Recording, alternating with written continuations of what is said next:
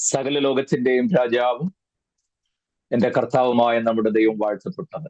ആ ധന്യവും നിസ്തുല്യമായ നാമത്തിൽ എല്ലാ പ്രിയപ്പെട്ടവർക്കും എന്റെ സന്ധ്യ വന്ദനങ്ങളെ അറിയിക്കും. ബർഷേത്ത് ബാറ എലോഹിനു മെലക് ഹഒലാം. ദൈവത്തിന്റെ അധന്യനാമം എപ്പോഴും വാഴ്ത്തപ്പെടുമാറാകട്ടെ. ഈ രാത്രിയിൽ നമുക്ക് ഒരുമിച്ച് അല്പനിമിഷം ദൈവജനമായി തിരുഭാഗിരിപ്പാൻ ദൈവം നൽകിയ വലിയ ഭാഗ്യത്തിനായി സ്തോത്രം. ചില പ്രിയപ്പെട്ടവർ കൂടെ ഇന്ന് ജോയിൻ ചെയ്തിട്ടുണ്ട്. വളരെ സന്തോഷം. എന്റെ ഒരു മൂത്ത ജ്യേഷ്ഠനെ തുല്യമായി ഞാൻ സ്നേഹിക്കുന്ന പ്രിയ സന്നിച്ച ബഹറിൽ നിന്ന് ജോയിൻ ചെയ്തിട്ടുണ്ട്. വളരെ സന്തോഷം. മറ്റു പല പ്രിയപ്പെട്ടവരെയും കാണുന്നു. എല്ലാവരെയും കർത്താവ് അനുഗ്രഹിക്കട്ടെ എന്ന് ആത്മാർത്ഥമായി ദൈവത്തോട് പ്രാർത്ഥിക്കുന്നു. കഴിഞ്ഞ ക്ലാസ്സിൽ നാം പറഞ്ഞ് അവസാനിപ്പിച്ചത് മത്തായി സുവിശേഷം എഴുതിയ രചനയുടെ പ്രത്യേകതകളെ കുറിച്ച് ഞാൻ പറയുകയായിരുന്നു. നമ്മൾ ആദ്യം മർക്കോസിന്റെ സുവിശേഷം അതെന്താണ്, എഴുതിയ സാഹചര്യം, എങ്ങനെയാണ് എഴുതപ്പെട്ടതെന്ന് പറഞ്ഞു. അതിനുശേഷം നമ്മൾ മത്തായിയുടെ സുവിശേഷമാണ് ഇപ്പോൾ ചിന്തിച്ചുകൊണ്ടിരിക്കുന്നത്. ലൂക്കോസും യോഹന്നാനും കൂടെ ചിന്തിച്ചു കഴിഞ്ഞാൽ നമുക്ക് പിന്നെ ബേഥൽഹേം ടു മൗണ്ട് ഒലിവ് എന്നുള്ള സബ്ജക്ട് വളരെ ഈസിയായി കംപ്ലീറ്റ് ചെയ്യാനായിട്ട് കഴിയും. പക്ഷെ എനിക്ക് ഈ അടിത്തറ ഇങ്ങനെ തന്നെങ്കിലേ ബാക്കി നമുക്ക് പറഞ്ഞു പോകാനായിട്ട് ഒക്കും. അതുകൊണ്ടാണ് കഴിഞ്ഞ ചില ദിവസങ്ങളായി ഒരുപാട് പോസിറ്റീവായിട്ടുള്ള കുറെ കമന്റുകളും ചോദ്യങ്ങളും ഒക്കെ വന്നിട്ടുണ്ട്. ഞാൻ ഇന്ന് അതിനൊന്നും മറുപടി പറയാൻ ഇപ്പോൾ ശ്രമിക്കുന്നില്ല. ചോദ്യം ചോദിച്ചവർ ഞാൻ നിരാകരിക്കുകയല്ല. നിങ്ങളുടെ ചോദ്യത്തിന്റെ മറുപടി ഈ അടുത്ത 1-2 ക്ലാസ്സിനുള്ളിൽ തന്നെ നമ്മുടെ സബ്ജക്റ്റ് കയറി വരുമ്പോൾ നിങ്ങൾക്ക് ലഭിക്കും എന്നുള്ളത് കൊണ്ട് മാത്രം ഞാൻ ആ ചോദ്യങ്ങളിൽ നിന്ന് മനഃപൂർവ്വം ഇന്ന് സ്കിപ്പ് ചെയ്യുന്നു. ചോദ്യത്തിന് ഉത്തരം നിശ്ചയമായി നിങ്ങൾക്ക് വരും ദിവസത്തെ ക്ലാസ്സിൽ കിട്ടുമെന്നുള്ള ഉറപ്പ് എനിക്കുള്ളത് കൊണ്ടാണ് ഞാൻ ഇപ്പോഴേ ചാടിക്കയറി അങ്ങനെയുള്ള കാര്യങ്ങൾ പറയാതിരിക്കുന്നത്. ഞാൻ ആദ്യ ക്ലാസ്സിൽ പറഞ്ഞ കാര്യങ്ങളൊക്കെ നമ്മുടെ മനസ്സിൽ ഉണ്ടായിരിക്കണം. അപ്പോഴേ ഈ സബ്ജക്റ്റ് നമുക്ക് കുറെ കൂടെ എളുപ്പമായി തീരുകയുള്ളൂ. അതിപ്രധാനമായി ഓർത്തിരിക്കേണ്ട കാര്യം ഞാൻ പറഞ്ഞു. നമ്മളെല്ലാം യഹൂദന്മാരെന്ന് മാത്രമേ പറയുന്നുള്ളൂ. പക്ഷേ 4 കാറ്റഗറിയുള്ള യഹൂദന്മാരുണ്ടെന്നും അത് ആരൊക്കെയാണെന്നും എന്താണ് അവരുടെ പ്രത്യേകതയൊക്കെ ഞാൻ ഓർപ്പിച്ചു. അതെല്ലാം നിങ്ങളുടെ മനസ്സിൽ വെച്ചുകൊണ്ട് മാത്രമേ സുവിശേഷങ്ങളിലൂടെ പോകാം. ഇല്ല എന്നുണ്ടെങ്കിൽ ഒട്ടനവധി വ്യാഖ്യാന പ്രമാദം എന്ന് പറയുന്ന നിലയിലേക്ക് തെറ്റായ വ്യാഖ്യാനങ്ങളിലേക്കൊക്കെ കൊണ്ടുപോകാൻ സാധ്യതയുണ്ട്. നമുക്ക് കഴിഞ്ഞ ക്ലാസ്സിൽ പറഞ്ഞ് അവസാനിപ്പിച്ചത് തന്നെ ഇന്ന് തുടങ്ങാം എന്ന് ഞാൻ ആഗ്രഹിക്കുന്നു. ഞാൻ പറഞ്ഞല്ലോ, മത്തായി എപ്പോഴും എഴുതുമ്പോൾ പ്രത്യേകിച്ചും മത്തായിയുടെ മുമ്പിൽ ജൂയിഷ് വേൾഡ് മാത്രമേ ഉള്ളൂ. വേറെ ആരെയും മത്തായി ഇവിടെ ഫോക്കസ് ചെയ്യുന്നില്ല എന്നുള്ള കാര്യം ഞാൻ ഓർപ്പിച്ചു. അപ്പോൾ അവരെ ക്രിസ്തുവിലേക്ക് അടുപ്പിക്കാനുള്ള ഒരു വഴി തുറന്നിടുക എന്നുള്ളതാണ് മത്തായിയുടെ എഴുത്തിന്റെ പരമപ്രധാനമായ ലക്ഷ്യം. 785 കാര്യം ഞാൻ പറഞ്ഞു. നിങ്ങൾ അതെന്തായിരുന്നു, എന്തൊക്കെയാണെന്നൊക്കെ ഞാൻ ഓർപ്പിച്ചതാണ്. ഇനി അത് ആവർത്തിക്കുന്നില്ല. അങ്ങനെ വന്നാൽ നമുക്ക് മുന്നോട്ട് പോകാൻ പ്രയാസം വരും. അതുകൊണ്ട് ഞാൻ ഒട്ടും പുറകോട്ട് ഇറങ്ങാതെ മുന്നോട്ട് തന്നെ നീങ്ങി അതൊക്കെ നിങ്ങൾ ഒന്ന് റിമൈൻഡ് ചെയ്ത് വേണം ക്ലാസ്സിൽ ഇരിക്കാൻ. Okay, shall we go ahead? നമുക്ക് മുന്നോട്ട് നീങ്ങാം. അപ്പോൾ മത്തായി എപ്പോഴും എഴുതുമ്പോൾ ഒരേ പാറ്റേണിൽ എഴുതി പോകാതെ ഒരു 5 പോയിന്റ് ടീച്ചിങ് ആണ് എടുത്ത് കാണിക്കുന്നതെങ്കിൽ അടുത്ത 5 പോയിന്റ് അതിന്റെ ആക്ഷൻസ്, പ്രവൃത്തി എന്ന് പറയുന്നത് എപ്പോഴും ഉപദേശവും പ്രവൃത്തിയും ഒരേ ബാലൻസിൽ കൊണ്ടുപോകുന്ന ശൈലിയിലാണ് ക്രിസ്തുവിന്റെ ശുശ്രൂഷകളെ കുറിച്ച് മത്തായി എഴുതി നമുക്ക് തന്നിട്ടുള്ളത്. കാരണം ഡോക്ട്രിൻ മാത്രം പോരാ, അതിന്റെ പ്രായോഗിക തലത്തിൽ അതിന്റെ പ്രവൃത്തി കൂടെ നാം കാണിച്ചു കൊടുക്കണം എന്നുള്ള ഉദ്ദേശം കൂടെ മുന്നിൽ കണ്ടുകൊണ്ടായിരുന്നു മത്തായിയുടെ എഴുത്തെന്ന് ഞാൻ കഴിഞ്ഞ ക്ലാസ്സിൽ ഓർപ്പിച്ചല്ലോ. ഞാൻ കഴിഞ്ഞ ക്ലാസ് അവസാനിപ്പിക്കുമ്പോൾ സുവിശേഷത്തിന്റെ പ്രാധാന്യം പറഞ്ഞാണ് നിർത്തിയത്. നിങ്ങൾ ഓർക്കുന്നുണ്ട് എന്ന് ഞാൻ കരുതുന്നു. ഇവിടെ നിങ്ങൾ അറിയേണ്ട ഒരു രഹസ്യം, സുവിശേഷത്തിന് പകരമായി മറ്റൊന്നും നിലനിൽക്കുന്നില്ല. സുവിശേഷത്തിന് പകരം സുവിശേഷം മാത്രം. മറക്കരുത്. മനസ്സിലാവുന്നുണ്ടല്ലോ? ഒരാളെ രക്ഷയിലേക്ക് കൊണ്ടുവരാൻ ഉപോദ്ബലകമായ ഘടകം എന്ന് പറഞ്ഞാൽ സത്യ സുവിശേഷം മാത്രമായിരിക്കണം. ഞാൻ 1-2 ക്ലാസ്സിന് മുമ്പ് ഞാൻ നിങ്ങളെ ഓർമ്മിപ്പിച്ചു. ധനവാന്റെ ലാസറിനെ കാര്യം പറഞ്ഞപ്പോൾ ധനവാൻ യാതനാ സ്ഥലത്ത് കിടന്നുകൊണ്ട് അബ്രഹാം പിതാവിനോട് പറഞ്ഞല്ലോ, അബ്രഹാം പിതാവെ ലാസറിനെ ഒന്ന് വിടണം. ലാസർ എന്ന് പറഞ്ഞാൽ എന്റെ സഹോദരങ്ങൾ രക്ഷിക്കപ്പെട്ട ഈ യാതനാ സ്ഥലത്ത് വരാൻ രക്ഷിക്കപ്പെടുമെന്ന് പറഞ്ഞപ്പോൾ അബ്രഹാം പിതാവ് കൊടുക്കുന്ന മറുപടി, അവർക്ക് മോശയും പ്രവാചകന്മാരും ഉണ്ട് എന്ന് പറഞ്ഞു. എന്ന് പറഞ്ഞാൽ മോശ എന്ന് പറഞ്ഞാൽ ന്യായപ്രമാണം, ന്യായപ്രമാണവും പ്രവാചകന്മാരും ഉണ്ട് എന്ന് പറഞ്ഞാൽ ഒറ്റവാക്കി പറഞ്ഞാൽ അവർക്ക് തിരുവഴുത്തുണ്ട്, ഇവിടുന്ന് ഒരുത്തൻ ചെന്ന് പറയണ്ട എന്നാണ് ആ പറഞ്ഞതിന്റെ അർത്ഥം. ഒന്നുകൂടെ ഊന്നി പറഞ്ഞാൽ രക്ഷയ്ക്ക് ഉപോദ്ബലകമായി നിത്യജീവന്റെ വചനം തന്നെ ക്രിയ ചെയ്യണം, അതിന് പകരം മറ്റൊന്നും ആഡ് ചെയ്യാൻ പാടില്ല എന്നർത്ഥം. മനസ്സിലാകുന്നുണ്ടോ? നിത്യതയ്ക്ക് നിത്യജീവന് ഉപോദ്ബലകമായത് സത്യസുവിശേഷം മാത്രമാണ്. അതിന് തെളിവായി നിലകൊള്ളുന്നത് ദൈവത്തിന്റെ തെളിവുള്ള ജീവനുള്ള, ആകാശം ഭൂമി മാറിപ്പോയാലും മാറിപ്പോകാത്ത ദൈവത്തിന്റെ വചനം തന്നെയാണ്. അന്ന് മറന്നു പോകാൻ പാടില്ല. എന്തുകൊണ്ടോ ഗതികേടെന്ന് പറഞ്ഞാൽ മതി. ഇന്നത്തെ സുവിശേഷ യോഗങ്ങളിൽ ഒന്നാമത് ദൈവദാസന്മാരെ വിളിച്ചാൽ അവർക്ക് സമയം കൊടുക്കുകയല്ല. മനസ്സിലാവുന്നുണ്ടോ? 5:30 തന്നെ പ്രാർത്ഥിച്ച് ഗാനശുശ്രൂഷ ആരംഭിക്കുന്ന ലീഡ് എന്ന ആള് പറയും. ഓക്കെ, വചന ശുശ്രൂഷയ്ക്ക് എത്ര സമയം കൊടുക്കും? സ്തോത്രം. ആദ്യ ദിവസമാണെങ്കിൽ ഇതുപോലെ നരകയാതന അനുഭവിക്കുന്ന ഒരു ദിവസം വേറെ ഇല്ല. പ്രാർത്ഥിക്കുന്നു, പാട്ട് പാടുന്നു, പിന്നെ സ്വോത്രാഴ്ച എടുക്കുന്നു, പിന്നെ എല്ലാവരും എഴുന്നേറ്റുന്ന് ഇതുവരെയും നാം ഗാനങ്ങൾ കേട്ടുകൊണ്ടിരിക്കുകയായിരുന്നു. നാം എല്ലാവരും എഴുന്നേറ്റ് നിന്നാട്ടെ. എല്ലാവരും എഴുന്നേറ്റുന്നു. കസേരകളൊക്കെ ഒന്ന് മാറ്റി. ഇവിടെ തന്നെ സർക്കസ് നടത്താൻ പോവാണ്, കസേരയൊക്കെ മാറ്റിയിടാൻ. ശ്രദ്ധിച്ചിട്ടുണ്ടോ? നാം അല്പം നേരം ആരാധിക്കുമ്പോ അപ്പൊ ഇത്ര നേരം കാണിച്ചെന്താ? 5:30 മുതൽ 7 രൂപ കാണിച്ചു കൂട്ടിയതിന്റെ പേരെന്തോന്നാ? അതല്ല, നമ്മളിപ്പോ കുറച്ചു നേരത്തേക്കിന് അടുത്തിരിക്കുന്നവരുടെ കാലയിലും കയറി ചവിട്ടി കുടിക്കാൻ പറ്റുന്ന വെള്ളവും മറിച്ചിട്ട് കസേരയൊക്കെ ഉരുട്ടിടുന്നതിനാ നമ്മൾ ഈ ആരാധന നീ പറയുന്നേ. സ്വോത്രം. അതിനല്ലേ എഴുന്നേറ്റുന്നു നമ്മളിപ്പം. ഞാൻ അതിന് എതിരായിട്ട് പറയല്ല, ഇനി എന്തെങ്കിലും കാണിച്ചു. അതിപ്രധാനമായ സംഘം ദൈവജന ശുശ്രൂഷയല്ലേ, അതിന്റെ ടൈം മറ്റൊന്നിനും അപഹരിക്കാൻ പാടില്ല എന്നാ ഞാൻ പറഞ്ഞത്. ക്ലിയർ ആകുന്നുണ്ടോ? ഞാൻ ഒരിക്കൽ നിങ്ങളെ ഓർപ്പിച്ചല്ലോ, വചനം ജഡമായി തീർന്ന് കൃപയും സത്യവും നിറഞ്ഞവനായി നമ്മുടെ ഇടയിൽ പാർത്തു. അങ്ങനല്ലേ വചനം? Am I right? ആണോ അല്ലയോ? അനങ്ങോ കൈപൊക്കോ എന്തേലും ചെയ്യും. Thank you. അപ്പൊ വചനം ജഡമായി തീർന്നാണ് എന്ത്? യേശു ക്രിസ്തു അല്ലേ? വചനം ജഡമായി തീർന്നാണ് ആര്? യേശു ക്രിസ്തു. അപ്പൊ വചനം എന്ന് പറഞ്ഞാൽ ആരാണ്? യേശു ക്രിസ്തു എന്നാ. യേശു ക്രിസ്തു എന്ന് പറഞ്ഞാൽ വചനം, വചനം എന്ന് പറഞ്ഞാൽ യേശു ക്രിസ്തു, യേശു ക്രിസ്തു എന്ന് പറഞ്ഞാൽ വചനം, വചനം എന്ന് പറഞ്ഞാൽ യേശു ക്രിസ്തു, യേശു ക്രിസ്തു എന്ന് പറഞ്ഞാൽ വചനം. വചനം സംസാരിക്കാൻ സമയമില്ലെന്ന് പറഞ്ഞാൽ എന്നാ മിണ്ടാത്തെ? യേശു ക്രിസ്തു സംസാരിക്കാൻ സമയമില്ലെന്ന്. യേശു ക്രിസ്തു സംസാരിക്കാൻ സമയമില്ലാത്ത യോഗ എന്തോന്ന് യോഗ? പിന്നെ എന്തിനാ കഷ്ടപ്പെട്ട് ലക്ഷങ്ങൾ മുടക്കി പന്തലൊക്കെ ഇട്ട് ഇവരെല്ലാം വിളിച്ചു കൂട്ടിയേ? അതാ ഞാൻ പറഞ്ഞേ. പിന്നെ അതിനൊരു ഉദ്ഘാടനം, ഒരു സ്വാഗത പ്രസംഗം, ഒരു അധ്യക്ഷൻ, ഉദ്ഘാടനമൊക്കെ ക്രൂശി വെച്ച് തന്നെ നടന്ന. ഞാൻ അതിന്റെ മേളിൽ കയറി നമ്മൾ ഉദ്ഘാടിക്കാനൊന്നും പോകണ്ട. സ്തോത്രം. കിലോമീറ്ററുകൾ യാത്ര ചെയ്ത് ദൈവം സംസാരിക്കുന്ന ദേവദാസം വന്നിരിക്കുക. പുള്ളിക്ക് അവസാനം 3/4 മണിക്കൂർ കിട്ടും. ഒരു പ്രസംഗത്തിന്റെ ഇൻട്രൊഡക്ഷൻ പറയാനോ അതിന്റെ ഓർഡർ ആ സബ്ജക്റ്റ് അവതരിപ്പിക്കാനോ ഒന്നും സമയം കിട്ടിയാലും തിരിച്ചു പോകുമ്പോൾ പറയും, എന്തിനു പോയതാണോ പുള്ളി സമയം കളഞ്ഞത്. അതല്ലേ നമ്മൾ കൊടുക്കുന്ന റിപ്പോർട്ട്. ഇതിന്റെ കാര്യം എന്തെന്നറിയാമോ? നമ്മൾ ഈ വചന ശുശ്രൂഷയുടെ പ്രാധാന്യം അറിയുന്നില്ല. ഞാൻ ഏതാനും ക്ലാസ്സുകൾക്ക് മുമ്പ് പറഞ്ഞത് ഓർക്കുന്നുണ്ടോ? ഒരു സിനഗോഗിൽ യഹൂദ റാബായി ദൈവജന ശുശ്രൂഷ നിർവഹിക്കുന്ന മിനിമം ടൈം എത്രയാന്നാ ഞാൻ പറഞ്ഞേ?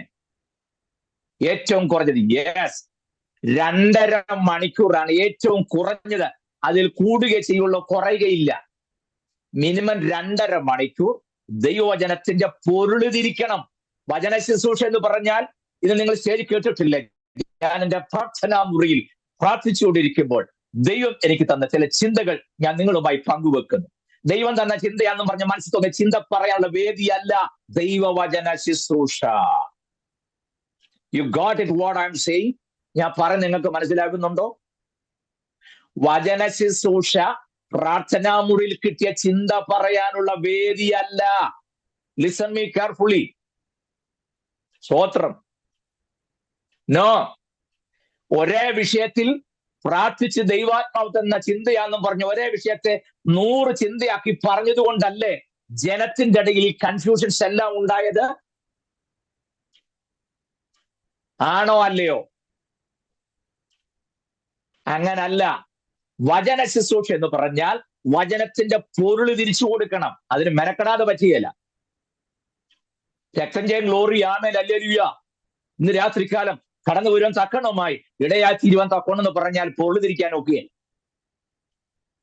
സ്തോത്രം. പൊരുൾ തിരിക്കണമെന്നുണ്ടെങ്കിൽ നന്നായി മെനക്കെടണം. അപ്പോൾ മാത്രമേ വചനത്തിന്റെ പൊരുൾ തിരിക്കാൻ പറ്റൂ. ഞാൻ ഈ തുടക്ക ക്ലാസ് പറഞ്ഞത് ഓർക്കുന്നുണ്ടോ? ഒരാൾ റാബായി ആകാൻ എത്ര വർഷത്തെ പഠനമാണെന്നാ ഞാൻ പറഞ്ഞേ? ഓർക്കുന്നുണ്ടോ? 30 വർഷം. 30 വർഷത്തെ പഠനം കഴിഞ്ഞാണ് ഒരാൾ റാബായി ആകുന്നത്.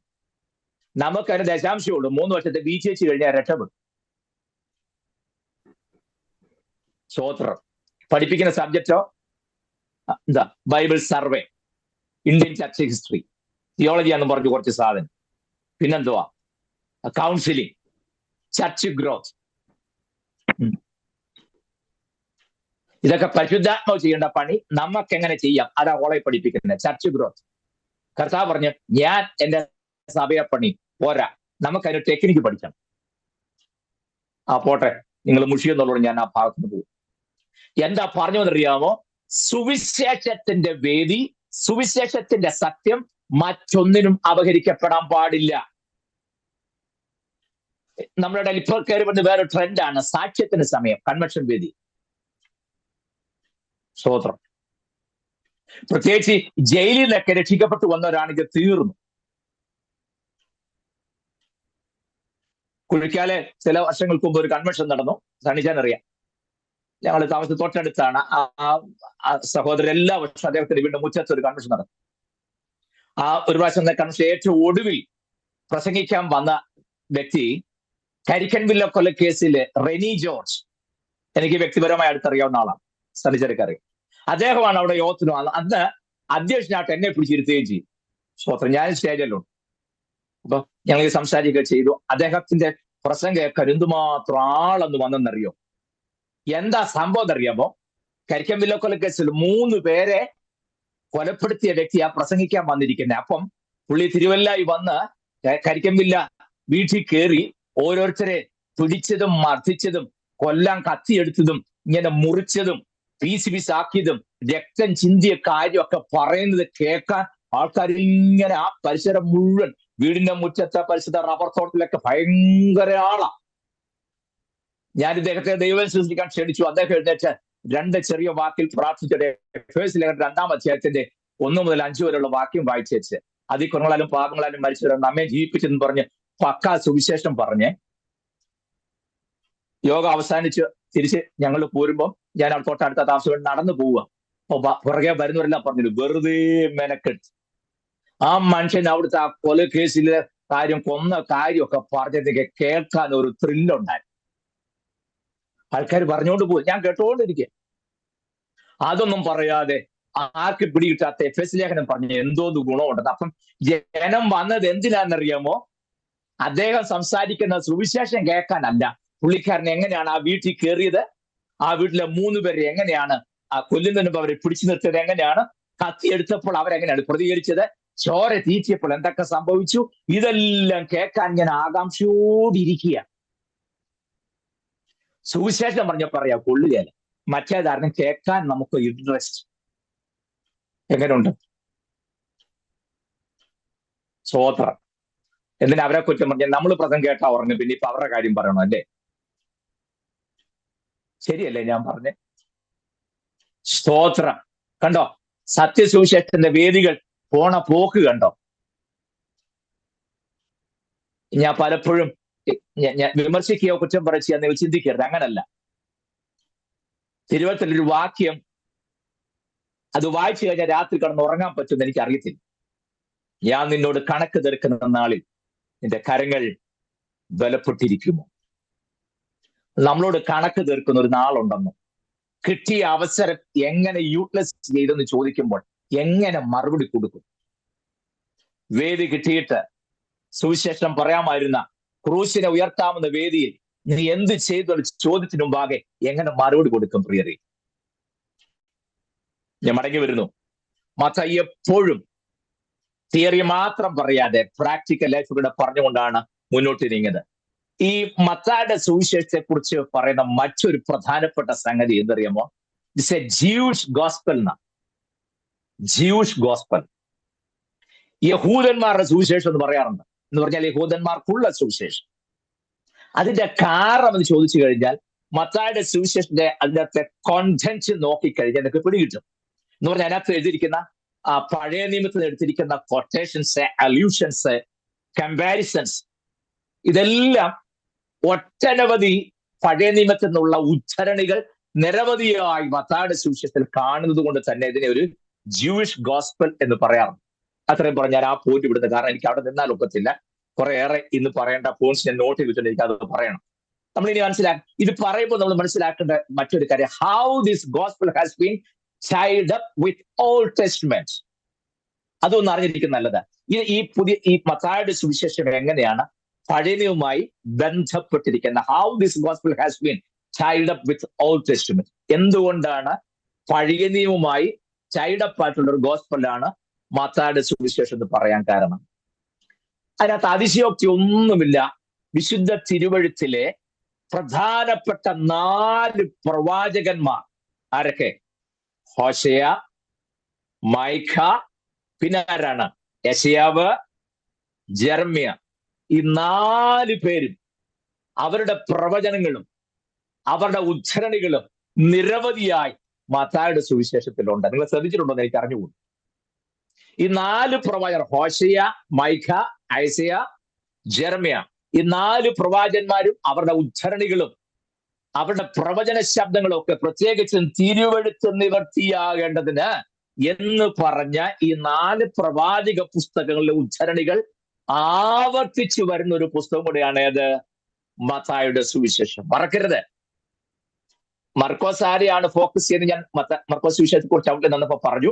അത് റോമാക്കാരെയാണ് പ്രധാനമായിട്ടും ഫോക്കസ് ചെയ്തത്. മത്തായി ഇവിടെ ജ്യൂഷ് വേൾഡിനെയാണ് ഫോക്കസ് ചെയ്തത് ഞാൻ പറഞ്ഞു. അത്രയും മാത്രം പറഞ്ഞ് ഞാൻ ആ ഭാഗം വിടുന്നു. ഈ മറ്റൊരു രസകരമായ ഒരു സംഗതി ഇത് വായിച്ചു വരുമ്പോൾ പരസ്യ ശുശ്രൂഷയിൽ പറഞ്ഞൊരു കാര്യമുണ്ട്. ഇവൻ ഗലീലക്കാരനല്ലേ? കർത്താവ് ഗലീലക്കാരനാണോ? അല്ലല്ലോ. കർത്താവിന്റെ ജനനസ്ഥലം ഏതാ? ബേത്ലഹേം അല്ലേ? അതെ. ഇവൻ ഗലീലക്കാരനെന്ന് പറഞ്ഞ എപ്പോഴെങ്കിലും നോ, ഞാൻ ഗലീലക്കാരനല്ല കേട്ടോ, ഞാൻ വളർന്ന നസ്രത്തിലാണ്, ഇപ്പോൾ ഗലീലെ ശുശ്രൂഷിക്കുന്നു പറഞ്ഞോ? ഇല്ല. എപ്പോഴെങ്കിലും കർത്താവ് ഇത് തിരുത്തിയോ? നോ. പ്രത്യേകിച്ച് മത്തായിയുടെ സുവിശേഷത്തിൽ അത് വളരെ വ്യക്തമായി കാണുന്നുണ്ട്. തന്റെ ജനസ്ഥലത്തെ കുറിച്ച് ആളുകൾ പല അഭിപ്രായങ്ങൾ പറയുമ്പോൾ തിരുത്താതെ. ഗലീലക്കാരനാണോ? ആയിക്കോട്ടെ.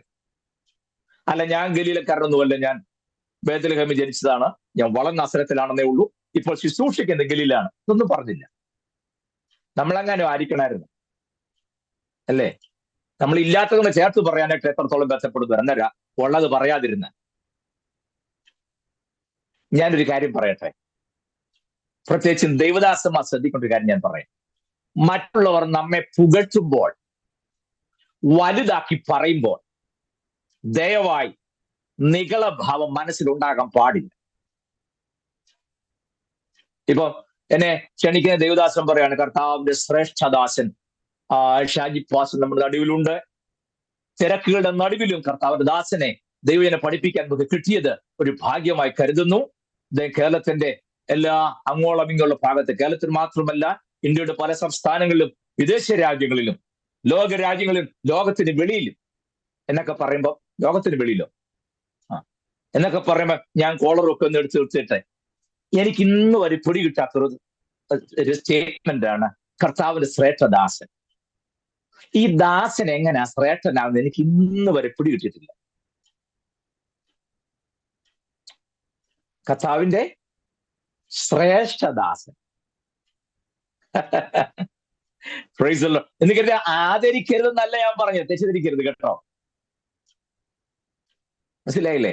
ആദരിക്കരുതെന്നല്ല ഞാൻ പറഞ്ഞത്. തീർച്ചയായിട്ടും ദേവദാസന്മാർ കൊടുക്കേണ്ട മാന്യതയും ആദരവും കൃത്യമായി കൊടുത്തിരിക്കണം. എന്നാൽ മറ്റുള്ളവർ നമ്മെ പുകഴ്ത്തി പറയുമ്പോൾ, നിങ്ങളെ ഒരാൾ നമ്മളെ പുകഴ്ത്തുമ്പോൾ ഉണ്ടാകുന്ന അപകടത്തെ കുറിച്ച് ചിന്തിച്ചിട്ടുണ്ടോ? പെട്ടെന്ന് ഞാൻ പറയാം, നിങ്ങൾ പിന്നീട് പോയി വായിച്ചാൽ മതി. അപ്പോസ്തലപ്രവൃത്തി 12-ാം അധ്യായം വായിച്ചു നോക്കണം. ഹേരോദാവിനെ പുകഴ്ത്തി, ഇവൻ മനുഷ്യനല്ല ദൈവമാണെന്നാ പറഞ്ഞ് അവതരിപ്പിച്ചത് അല്ലേ? അടുത്ത വാക്ക് ശ്രദ്ധിക്കണം. അവൻ ദൈവത്തിനു മഹത്വം കൊടുക്കായകയാൽ ദൈവത്തിന്റെ ദൂതൻ അവനെ അടിച്ചു, അവൻ കൃമിക്കരിയായി പ്രാണനെ വിട്ടുന്നു. അവൻ വ്യഭിചാരം ചെയ്തുകൊണ്ടോ കൊലപാതകം ചെയ്തുകൊണ്ടോ മോഷണം നടത്തിയത് കൊണ്ടോ കൃമിക്കരിയായെന്നല്ല. നമ്മൾ പിന്നെ ഈ തുള്ള എക്സ്പ്രസ് പോകുമ്പോൾ വായിച്ചെങ്ങ് പോവുക എന്നുള്ളതല്ല, അവിടെ നമ്മൾ നിൽക്കുകയല്ലോ. ദൈവത്തിനു മഹത്വം കൊടുക്കായകയാൽ ദൈവത്തിന്റെ ദൂതൻ അവനെ അടിച്ചു. ദൈവദൂതന്റെ അടി കിട്ടാൻ സാധ്യതയുള്ള സംഗതിയാണ് എന്ത്? ദൈവത്തിന് മഹത്വം കൊടുക്കാതിരിക്കുമ്പോൾ. ചില പറഞ്ഞിട്ടില്ലേ, ഞാൻ അങ്ങോട്ട് ഇന്ന് ഒറ്റ പ്രാർത്ഥന തപ്പന്ന് എന്തോന്ന്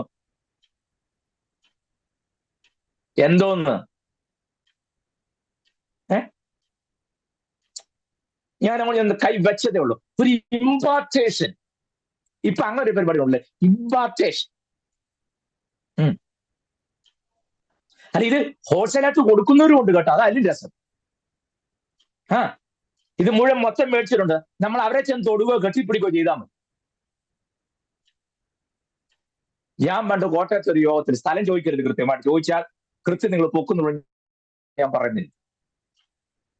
ഞാൻ അങ്ങനെ യോഗത്തിൽ കണ്ടതാ. ഞാനും കീബോർഡ്സും മാത്രമുണ്ട് നേരെ നിന്ന്, ബാക്കിയുള്ളെല്ലാം പ്രസംഗിച്ച ഒരു ദേവദാസൻ. പുള്ളിക്കാരന്റെ മേലെ എന്തോ ഒരു പ്രത്യേക അഭിഷേകം ഉണ്ടെന്ന് പറഞ്ഞ് ഒരാൾ എന്ന് പുള്ളിയെ ചെന്ന് പിടിച്ചു.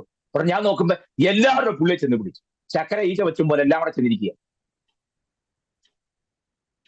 ഞാൻ ഓർക്കുക, കർത്താവ് ഇതെല്ലാം കണ്ടുകൊണ്ട് ഞാൻ അന്തം വിട്ടിരിക്കുക. ഞാൻ എന്താ പറഞ്ഞു വന്നെന്നറിയാമോ? മഹത്വം ആർക്ക് കൊടുക്കണം? ദൈവത്തിന് മാത്രമാണ്. സ്തോത്രം. മനസ്സിലാകുന്നുണ്ടോ? ദൈവത്തിന് മഹത്വം കൊടുക്കേണ്ട സന്ദർഭങ്ങളൊന്നും മാനുഷിക മഹത്വത്തിന് വിട്ടുകൊടുക്കാൻ പാടില്ല എന്ന് മാത്രം പറഞ്ഞ് ഞാൻ ആ ഭാഗം വിടുന്നു. നമുക്ക് മറ്റൊരു ഭാഗത്തേക്ക് വരാം. ഞാൻ ഓർപ്പിച്ചല്ലോ, മത്തായിയെ സംബന്ധിച്ചോളം he was so steeped in Old Testament. പഴയ നിയമത്തിൽ അത്ര ആഴ്ന്നിറങ്ങിയ അറിവുള്ളൊരു വ്യക്തിയായിരുന്നു ആര്? മത്തായി. മത്തായി ഇതുകൊണ്ട് സുവിശേഷം അവതരിപ്പിക്കുമ്പോൾ നമ്മൾ ശ്രദ്ധിക്കേണ്ട ഒരു കാര്യമാണ്, അവിടെ വാഴ്ത്തപ്പെട്ട കർത്താവിനെ വളരെ ഇന്നസെന്റ് ആയിട്ടാണ് അവതരിപ്പിക്കുന്നത്. എന്ന് പറഞ്ഞാൽ കുറ്റമില്ലാത്തവനെയാണ് ക്രൂശിച്ചത്, ക്രിമിനലായ ഒരുത്തനെ അല്ല എന്ന് വളരെ ശ്രദ്ധയോടെ അവതരിപ്പിക്കുന്നതിൽ മത്തായി ശ്രദ്ധിച്ചിട്ടുണ്ട്. ഒരു കുറ്റവാളിയെ ക്രൂശിച്ചു എന്നല്ല, കുറ്റമില്ലാത്ത രക്തത്തെയാണ് ക്രൂശിച്ചത്. ഇന്നസെന്റ് ആയിട്ടുള്ള, പാപം അറിയാത്തവനെയാണ്, പാപമില്ലാത്ത നിഷ്കളങ്കനായ ഒരുവനെയാണ് ക്രൂശിച്ചതെന്ന് സ്ഥാപിക്കാൻ മത്തായി വളരെ ബദ്ധശ്രദ്ധയോടെയാണ് സുവിശേഷ രചന നടത്തിയിട്ടുള്ളത്. സ്തോത്രം. അതുകൊണ്ട് തന്നെ മത്തായി എടുത്തു പറയുന്നുണ്ട്, ന്യായപ്രമാണം നീക്കുവാനല്ല നിവർത്തിപ്പാൻ അത്രേ വന്നത്. അടുത്ത ഞായറാഴ്ച, ഇന്നിപ്പോ വെള്ളിയായി, ശനി, നമുക്ക് ഞായറാഴ്ച ഹോശാനയാണല്ലോ അല്ലേ? വ്യാഴാഴ്ച പെസഹ വ്യാഴം, വെള്ളിയാഴ്ച ദുഃഖവെള്ളി, പിറ്റേ ഞായറാഴ്ച ഈസ്റ്ററാണ്. ഞാൻ ഇതെല്ലാം മുമ്പിൽ നിൽക്കുന്നതുകൊണ്ട് എനിക്ക് ഈ എല്ലാ ഏറിയ കൂടെ ഒന്ന് പോയാൽ കൊള്ളാവുന്നുണ്ട്. പക്ഷെ സമയമില്ലാത്തത് കൊണ്ട് ഞാൻ വിഷമിക്കുക. എന്തായാലും നമുക്ക് തിങ്കളാഴ്ച ഒരു ഗ്യാപ്പ് കിട്ടുന്നുണ്ടല്ലോ എന്നുള്ള സമാധാനത്തിൽ ഞാൻ നിൽക്കുക. ആവശ്യമില്ലാത്ത ഒരു പഴരുത്.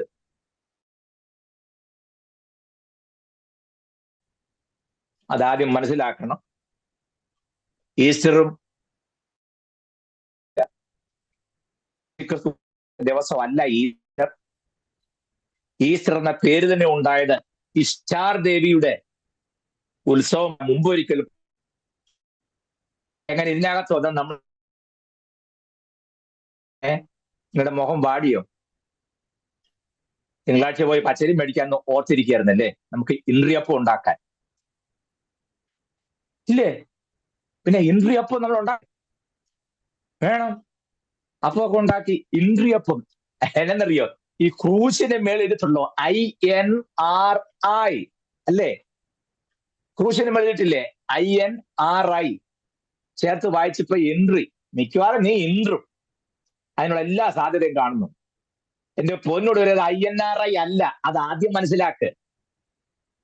അത് IONO അല്ല. ഗ്രീക്ക് ആൽഫബറ്റിലെ 4 അക്ഷരങ്ങളാ. I അല്ലത് ഇയോട്ട എന്ന അക്ഷരമാ. N അല്ല ന്യൂ എന്ന അക്ഷരമാ. R അല്ല റോ എന്ന ഗ്രീക്കിലെ അക്ഷരമാ. വീണ്ടും iota, iota, nu, rho, iota. ഈസു, നാസറേത്ത്, റെക്സ്, ഇയോഡ്രേം. അതാ നമ്മൾ ഈ ഇൻട്രി ആക്കിയത്. എങ്ങനെയുണ്ട്? സ്വോത്രം. എന്തായാലും ശരി, ഇന്നിപ്പോ സമയത്തില്ല. തിങ്കളാഴ്ച കുറച്ച് പച്ചരിയൊക്കെ മേടിച്ച് ഇല്ലേ? നമ്മൾ പറയും നമുക്കിതൊന്നുമില്ല, എന്നാലും പിള്ളേർക്ക് എന്തെങ്കിലും ഉണ്ടാക്കി കൊടുക്കണ്ടേ? സ്വോത്രം. നമുക്ക് അങ്ങനെയൊന്നും ഇല്ല, എന്നാലും പിള്ളേരൊക്കെ ഉള്ളതല്ലേ? സ്വോത്രം. നിങ്ങളുടെ മുഖം വാടുന്നുണ്ടെന്നറിയാൻ ഞാൻ ഒരുമിച്ച് നിർത്തിയ സബ്ജക്റ്റ് തീർന്നിട്ടല്ല. ആവശ്യമില്ലാത്ത വയ്യാവരിക്കൊന്നും പോകരുത്. ഞാൻ ഇന്ന് പോയാൽ ഒക്കത്തില്ലാത്തതുകൊണ്ട് ഞാൻ തിങ്കളാഴ്ച അങ്ങോട്ടൊന്നും പറയാം. ഇല്ല എന്നുണ്ടെങ്കിൽ നിങ്ങൾ, കാരണം ഇപ്പൊ ഞായറാഴ്ച എന്തൊക്കെ നടന്നെന്നും കൂടെ എനിക്ക് അറിയാൻ പറ്റുള്ളൂ. സ്വോത്രം. Praise the Lord. അതുകൊണ്ട് തിങ്കളാഴ്ച നമുക്ക് ഞാൻ ആ ഭാഗത്തേക്ക് ഒന്ന് തൊട്ടു പോകാൻ. ഡീറ്റെയിൽ സ്റ്റഡി ഒന്നും അല്ല ചൈ നമുക്കില്ല, കാരണം നമ്മൾ ഇന്ന് പഠിക്കുന്നുണ്ടല്ലോ. അതുകൊണ്ടാ. ഓക്കെ, നമുക്ക് മടങ്ങി വരാം. ഞാൻ പറഞ്ഞു വന്നറിയാമോ? ന്യായപ്രമാണം നീക്കാനല്ല നിവർത്തിപ്പാൻ അത്രേ കർത്താവ് വന്നത്. പറഞ്ഞാൽ ന്യായപ്രമാണ വിരോധിയല്ല യേശുക്രിസ്തുവെന്നും ന്യായപ്രമാണം അംഗീകരിക്കുന്നവനാണെന്നും താൻ നിഷ്കളങ്കനാണെന്നും നിഷ്കളങ്കനായ ഒരുവനെയാണ് ക്രൂശ് എന്ന് സ്ഥാപിക്കാൻ മത്തായി വളരെ ശ്രദ്ധിച്ചിട്ടുണ്ട്. നമ്മൾ പെട്ടെന്ന് വായിക്കുക അങ്ങനെ തോന്നുകയില്ല. ഞാൻ വേഗം പറഞ്ഞു വരികയാണ്. അപ്പോൾ തന്നെ Mathai approached the Gentile world. ജാതികളെ അഭിസംബോധന ചെയ്യുന്നതിനകത്ത് മത്തായി ശ്രദ്ധിച്ചിട്ടുണ്ട്. അതുകൊണ്ടാണല്ലോ 3 വിദ്വാൻമാർ കർത്താവിനെ കാണാൻ വരുന്ന കാര്യം. അവർ ജൂയിഷ് പീപ്പിൾ അല്ലല്ലോ, ജൂയിഷ് പീപ്പിൾ അല്ല, ജെന്റൈൽ വേൾഡ് എന്നാണ് 3 പേര് കാണാൻ വന്നത് അല്ലേ? കർത്താവിനെ വന്ന് കണ്ട് വണങ്ങിപ്പോകുന്നു. ഒപ്പം മത്തായിയുടെ സുവിശേഷം അവസാനിപ്പിക്കുമ്പോഴും എനിക്കറിയാമോ നിങ്ങൾ എൻജോയ് ചെയ്യുന്നൊന്നും എനിക്കറിയില്ല. എന്റെ മനസ്സിൽ ഭയങ്കരമായിട്ട് ത്രില്ലിംഗ് ആയിട്ടാണ് ഞാൻ ഈ കാര്യമൊക്കെ പറയുന്നത്. യഹൂദന്മാരുടെ മുൻപിൽ ഈ സുവിശേഷം ഇങ്ങനെ അവതരിപ്പിക്കുമ്പോൾ തന്നെ യഹൂദൻ മാത്രമല്ല സകല ജാതിയും ദൈവരാജ്യത്തിന് അവകാശികളാണെന്ന് അറിയാവുന്നത് കൊണ്ട് മത്തായി 28 അവസാന വാക്യം, ആകയാൽ നിങ്ങൾ പുറപ്പെട്ട പിതാവിന്റെ പുത്രനെ പരിശുദ്ധാത്മാവിന്റെ നാമത്തിൽ സ്നാനം കഴിപ്പിച്ചും ഞാൻ നിങ്ങളോട് കൽപ്പിച്ചതൊക്കെ പ്രമാണിപ്പാൻ തക്കൊണ്ട് ഉപദേശിച്ചുകൊണ്ട് സകല ജാതികളെയും ശിഷ്യരാക്കിക്കൊള്ളുവിൻ. ഞാനോ ലോകാവസാനത്തോളം എല്ലാ നാളും നിങ്ങളുടെ കൂടെ ഉണ്ടെന്ന് അരുളി ചെയ്തു എന്ന് പറഞ്ഞാണ് മത്തായി സുവിശേഷം അവസാനിപ്പിക്കുന്നത്. കണ്ടോ? ജൂയിഷ് വേൾഡിനെ ക്രിസ്തുവിലേക്ക് അടുപ്പിക്കാനുള്ള എല്ലാ പാലവും ഒരുക്കിയിട്ടിട്ട് യഹൂദനെ മാത്രം ഫോക്കസ് ചെയ്യാതെ അവരെ മുന്നിൽ കണ്ടുകൊണ്ട് എഴുതുമ്പോൾ തന്നെ യഹൂദൻ മാത്രമല്ല രക്ഷ സകല ജാതിക്കും ഉള്ളതാണെന്ന് ബോധ്യത്തോടുകൂടെ തന്നെ സകല ജാതികളെയും ശിഷ്യരാക്കിക്കൊള്ളും. The great commission of Lord Jesus Christ, നമ്മുടെ വാഴ്ത്തപ്പെട്ട കർത്താവ്, ദ ഗ്രേറ്റ് കമ്മീഷൻ. കണ്ടോ? അത് പറഞ്ഞരക്കിട്ടുറപ്പിച്ചാണ് മത്തായി സുവിശേഷം അവസാനിപ്പിക്കുന്നത്. അപ്പോൾ ജൂയിഷ് വേൾഡിനെ അഡ്രസ് ചെയ്യുമ്പോൾ തന്നെ ജെന്റൈൽ വേൾഡിനെയും മത്തായി എന്ത് ചെയ്തിട്ടില്ല? വിട്ടുകളഞ്ഞിട്ടില്ല. കണ്ടോ? ഞാൻ മത്തായി ആരെ മാത്രം നോക്കിയാണ് എഴുതിയത്? ജൂയിഷ് വേൾഡിനെ മാത്രമാണ്.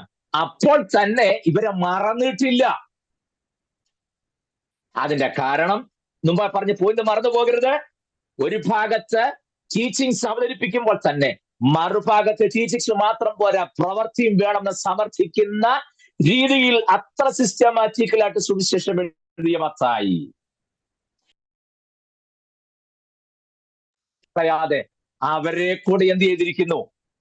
ചേർത്ത് പിടിച്ചാണ് മത്തായി തന്റെ സുവിശേഷം എഴുതിയിട്ടുള്ളത്. അപ്പോൾ തന്നെ മത്തായി ഒന്ന് രണ്ട് പ്രധാനപ്പെട്ട മറ്റു കാര്യം കൂടെ പോയിട്ടുണ്ട്. ഞാൻ ചില കാര്യം ഞാൻ ഇടയ്ക്ക് പിന്നീട് പറഞ്ഞോളാം. നമുക്ക് എന്താ പറയാ, വേറെ അതിന്റെ ആ ക്ലിക്ക് അടുത്ത പോയിന്റ് പറയാമെന്നുള്ളത് കൊണ്ട് മത്തായി എങ്ങനെയാണിത് ഈ സുവിശേഷം പഴയ നിയമമായിട്ടൊന്ന് കണക്ട് ചെയ്തെന്നോ പറയാം. ഉള്ളു പറയാനായിട്ടൊന്നുമില്ല. പഴയ നിയമ ഉദ്ധരണികൾ എന്താ പറയാ ചേർത്ത് ചേർത്ത് ചേർത്ത് പഴയതെന്നോ പുതിയ നിയമമെന്നോ വ്യത്യാസം വരാത്ത രീതിയിൽ വായിക്കുന്ന, പഴയ നിയമത്തിൽ ന്യായപ്രമാണം വായിച്ച് ശീലിച്ച ഒരാളിന് യെശയ്യാപ്രവചനത്തിലെ കൊട്ടേഷനും മീഖയുടെ പ്രവചനത്തിലെ കൊട്ടേഷനും യെരമ്യാവിന്റെ കൊട്ടേഷനും വായിക്കുമ്പോൾ ഇത് തമ്മിൽ ഒരു വേർതിരിവ് ഉണ്ടാകാത്ത രീതിയിൽ മലാഖിയിൽ കൊണ്ട് കണക്ട് ചെയ്യത്തക്ക രീതിയിലാണ് മത്തായി ആ സുവിശേഷം എഴുതി എന്താ പറയാ അവസാനിപ്പിച്ചിട്ടുള്ളത്. അതുകൊണ്ടാണല്ലോ ഞാൻ ഓർപ്പിച്ചു, യഹൂദനെ സംബന്ധിച്ചുള്ള അവൻ ഇപ്പോഴും വിളിക്കുന്നത് ഞങ്ങളുടെ പിതാക്കന്മാർ ദൈവമായ അബ്രഹാമിന്റെയും ഇസ്ഹാക്കിന്റെയും യാക്കോബിന്റെ ദൈവമായ ഞങ്ങളുടെ ദൈവമേ എന്നല്ലേ.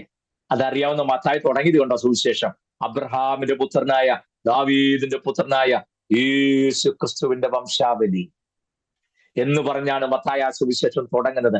അതിന്റെ കാരണം Mathew wanted the door of the church kept open to the Jewish world.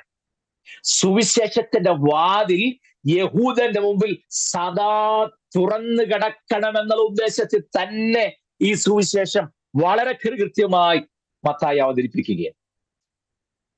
മനസ്സിലാകുന്നുണ്ടോ? ഒറ്റയൊരുത്തൻ നഷ്ടപ്പെട്ടു. കാരണം ഈ ക്രൂശിച്ച ജനത്തെ കൂടെ വല്ല വിധേന നേടി നിത്യതയിൽ കൊണ്ടുവരണം എന്നുള്ള ലക്ഷ്യം മത്തായിയുടെ ഉള്ളിലുണ്ടായിരുന്നത് കൊണ്ട് അവരുടെ മുമ്പാകെ സുവിശേഷത്തിന്റെ വാതിൽ സദാ തുറന്നിട്ടിരിക്കണം എന്നുള്ള ലക്ഷ്യത്തോടുകൂടെ തന്നെയാണ് മത്തായി തന്റെ സുവിശേഷം എഴുതി അവസാനിപ്പിക്കുന്നത്. മത്തായിയുടെ എഴുത്തിലെ ടെർമിനോളജിയെ കുറിച്ചൊന്നുള്ള കാര്യങ്ങൾ പറയണം. അത് വളരെ അത്യന്താപേക്ഷിതമാണ്. ചില ശൈലി, കാരണം ലൂക്കോസ് പറഞ്ഞ വിഷയവും മത്തായി പറയുമ്പോൾ ശൈലിയിൽ വ്യത്യാസം വന്നിരിക്കും. മനസ്സിലാക്കുന്നുണ്ടോ? ലൂക്കോസ് പറയുമ്പോൾ ദൈവരാജ്യം കൃത്യമായി പറയുമ്പോൾ മത്തായി പറയുന്നു സ്വർഗരാജ്യം.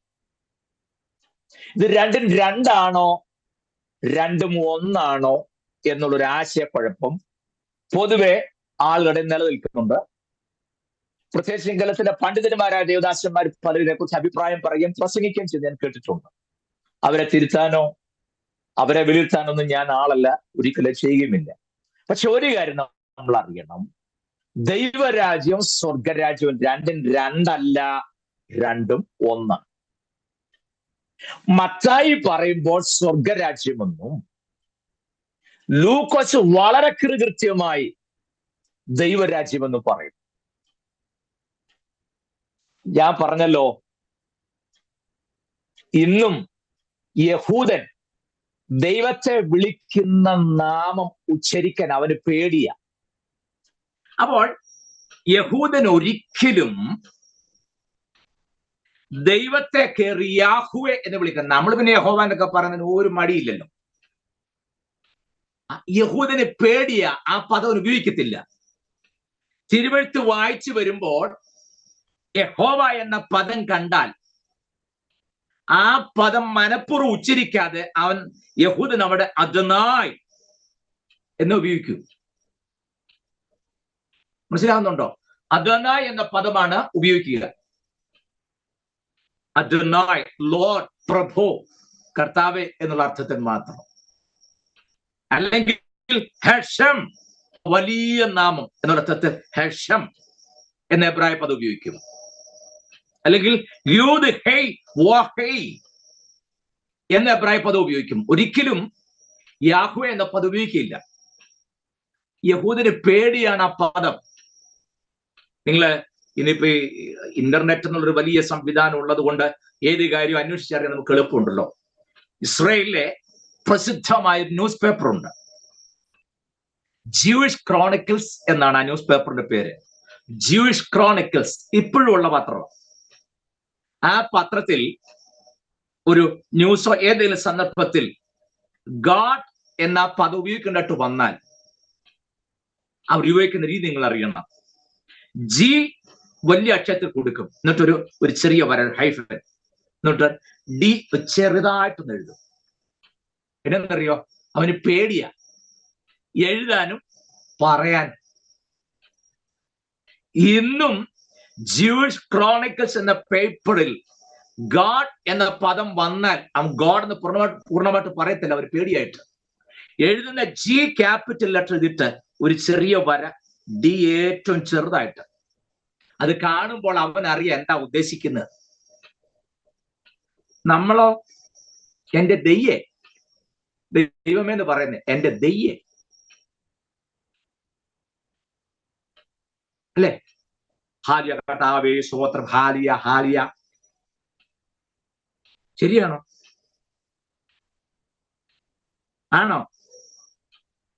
നമ്മൾ ദൈവത്തെ അഭിസംബോധന ചെയ്യുന്ന പറഞ്ഞൊക്കെ കേട്ട് കഴിഞ്ഞാൽ നീ എന്നും നിന്റെന്നും അല്ലാതെ പിന്നെ നമ്മൾ പറയുകയില്ലല്ലോ. അവന്റെ സ്തോത്രം. ഭർത്താവിനെ വിളിക്കുവോ അവനെന്നും അവന്റെന്നും? ആ വിളിച്ചാ വിവരം അറിയും. സ്തോത്രം. ശരിയല്ലേ? ദൈവത്തെ വിളിക്കുമ്പോൾ ഇപ്പൊ നിങ്ങൾ വിളിക്കും പുസ്തകത്തിൽ അങ്ങനെ എഴുതിയിരിക്കുന്നത്, തീർച്ചയായിട്ടും ആയിക്കോട്ടെ. പക്ഷെ നമ്മൾ വായിക്കുമ്പോൾ നീ എന്നും നിന്റെ എന്നുള്ള പദത്തിൽ ഒരു കാരണവശാലും ഉച്ചരിക്കരുത്. അങ്ങ്, അവിടുന്ന്, അങ്ങയുടെ, അവിടുത്തെ എന്ന് വായിക്കാനുള്ള ആത്മീക പക്വത നമുക്കുണ്ടാകണം. സായിപ്പിനല്ല യു എന്ന് മാത്രമേ ഉള്ളൂ. സ്തോത്രം. അവിടുന്ന് ഇങ്ങോട്ട് നമുക്ക് കിട്ടിയേ. ഞാൻ മുമ്പൊരിക്കൽ ഓർപ്പിച്ചു, ഇംഗ്ലീഷ് ഭാഷയുടെ ഇൻഫന്റ് സ്റ്റേജിലാണ് വില്യം ടിൻഡെയിൽ ബൈബിൾ പരിഭാഷപ്പെടുത്തുന്നത്. അന്ന് ഇംഗ്ലീഷ് ഭാഷ ഡെവലപ്ഡ് ആയിട്ടില്ല. ആൽഫബറ്റും വെക്കാബുലറികളും ഒക്കെ ഡെവലപ്ഡ് ആയി വരുന്നതേ ഉള്ളൂ. സ്വന്തമായ ആൽഫബറ്റും ലെറ്റേഴ്സ് പോലുള്ള ഭാഷയല്ല ഇംഗ്ലീഷ്. നോർത്ത് ഇറ്റാലിയൻസ് ആണ് നമ്മൾ പറഞ്ഞ ABCD ഒക്കെ. മനസ്സിലാകുന്നുണ്ടോ? അപ്പൊ ഇംഗ്ലീഷ് ഭാഷ ഡെവലപ്ഡ് ആയിട്ട് വരുന്നതേ ഉള്ളൂ. അന്ന് ഉപയോഗിക്കുന്ന പല പദങ്ങളും ഇന്നത്തെ അർത്ഥത്തിലല്ല ഉപയോഗിക്കുന്നത്. അന്ന് ഇംഗ്ലീഷ് ഭാഷയുടെ ആ ബിഗിനിങ് സ്റ്റേജിൽ വൾഗർ എന്ന് പറഞ്ഞാൽ അർത്ഥം എന്നറിയാമോ? വൾഗർ അർത്ഥം പോപ്പുലർ എന്നാ. ഇന്ന് വൾഗർ എന്ന് പറഞ്ഞാൽ അർത്ഥം എന്താ? കണ്ടോ? ഭാഷയ്ക്കൊണ്ട വ്യത്യാസം. ഞാൻ എക്സാമ്പിൾ ആയിട്ട് പറഞ്ഞതാ. അപ്പൊ അന്ന് വില്യം ടിൻഡെയിലിന് കിട്ടിയ ലാംഗ്വേജ് അനുസരിച്ച് പരിഭാഷപ്പെടുത്താന്നു. അത് തന്നെ വലിയ കാര്യം. ഒരു സായിപ്പ് യു എന്ന് പറയുമ്പോൾ അത് അതിന്റെ ആ പരിഭാഷ മലയാളത്തിലേക്ക് വന്നു.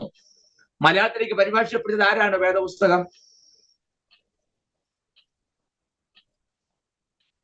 മലയാളത്തിലേക്ക് വേദപുസ്തകം പരിഭാഷപ്പെടുത്തിയ ആൾക്കാർ ആരാണെന്ന് ഞാൻ ക്ലാസിന്റെ ആദ്യം പറഞ്ഞായിരുന്നു. അത് ഇവിടുത്തെ ഒരു പെന്തക്കോസ്തുകാരനും ആത്മാവിൽ നിറയുന്നവനും അല്ല. മലയാളത്തിലേക്ക് വേദപുസ്തകം പരിഭാഷപ്പെടുത്തിയ ആരൊക്കെയാണ്? വൈദ്യനാഥ് അയ്യരും ചാത്തുവും മേനോനും കൊച്ചി മട്ടാഞ്ചേരിയിലെ സ്ഥിരം താമസക്കാരൻ ഒരു യഹൂദൻ മോസസ് ഇസാർഫദി, ഇവര് 3 പേരും കൂടെ ചേർന്നാണ് മലയാളത്തിലേക്ക് പരിഭാഷപ്പെടുത്തിയത്. ചാത്തുമേനോനും വൈദ്യനാഥ് അയ്യർക്കും ഇതുമായിട്ട് വല്ല ബന്ധമുണ്ടോ? ഇല്ല. വില്യം ടിൻഡെയിൽ എഴുതിയ ഇംഗ്ലീഷ് അതേപടി മലയാളത്തിലേക്ക് തന്നു. അതുകൊണ്ടാ നീ എന്നും നിന്റെ എന്നും ഒക്കെ വന്നത്. വൈദ്യനാഥ് അയ്യരുടെ പല ശൈലിയും നമ്മുടെ മലയാളം പുസ്തകത്തിൽ കിട്ടിയിട്ടില്ലേ? യഥാമാത തഥാപുത്രി എന്ന പഴഞ്ചൊല്ല് നിന്നെ കുറിച്ചും പറയും. എടാ, ഗ്രീക്കിലും ഹീബ്രുവിലും എവിടെ യഥാമാതായും തഥാപുത്രിയൊക്കെ ഉള്ളത്? കണ്ടോ?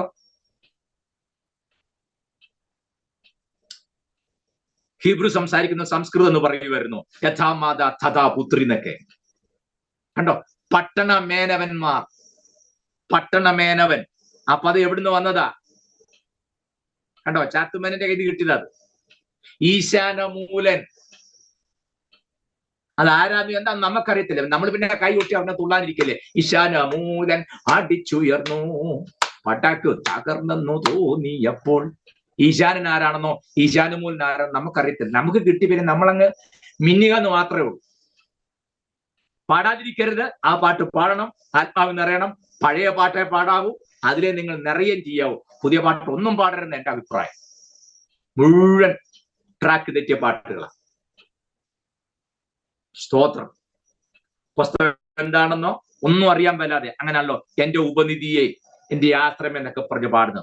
ഉപനിധി എന്താണെന്നോ ഇതിന്റെ അർത്ഥം എന്താണെന്ന് അറിയാൻ മേലാതെ അതല്ല യേശു ക്രിസ്തുവാന്നും പറഞ്ഞ പോട്ടെ, ഞാൻ എന്റെ പുറകെ ഇപ്പൊ പോകുന്നില്ല. ഞാൻ പറഞ്ഞേക്ക് മനസ്സിലാകുന്നുണ്ടോ? അപ്പോൾ അവിടെ മത്തായി സ്വർഗരാജ്യം എന്ന് പറയുമ്പോൾ ലൂക്കോസ് ദൈവരാജ്യം എന്ന് കൃത്യമായി പറയുന്നു. എന്താ കാര്യം എന്നറിയാമോ? ഞാൻ മുമ്പ് പറഞ്ഞല്ലോ, ഈ മോശ പറഞ്ഞ ഒരു പദം ഇവരെ വളരെ കെയർഫുൾ ആയിട്ട് സൂക്ഷിക്കുന്നത്. നിന്റെ ദൈവമായ യഹോവയുടെ നാമം നീ വൃഥ എടുക്കരുത്. പേടി ആ പദം ഉച്ചരിക്കാൻ. ദൈവം എന്ന പദമോ യാഹ്വേ എന്ന പദമോ യഹൂദന് ഉച്ചരിക്കാൻ പേടിയാ. ഒരു കാരണവശാലും ദൈവം എന്ന പദം അവന് ഉച്ചരിക്കത്തില്ല. വളരെ ഭയമാണ്, വളരെ ഭയമാണ്.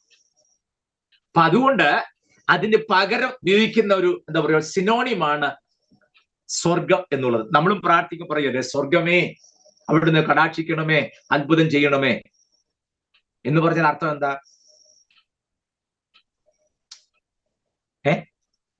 മനസ്സിലാക്കാൻ ഞാൻ അധികാരം പറയാം.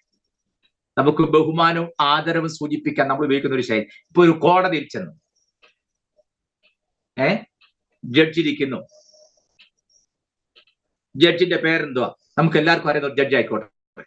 ആരെ വേണം? KT Thomas, justice KT Thomas. ആ കോടതിയിലെ മുഴുവൻ വക്കീലന്മാർക്കും അറിയാം ഇദ്ദേഹം ജഡ്ജിയാണ്. അദ്ദേഹത്തിന്റെ പേര് KT തോമസ് എന്നാണെന്നും അറിയാം.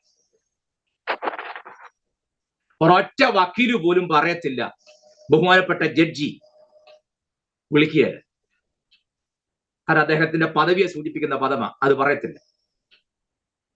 ബഹുമാനപ്പെട്ട KT തോമസ് അവരുടെ മുമ്പാകെ ഇതാ തെളിവുകൾ ഞാൻ നിരത്തിയിരിക്കുന്നു. ഒരൊറ്റ വക്കീലും പറയല്ല. പറയോ? പറയത്തില്ല.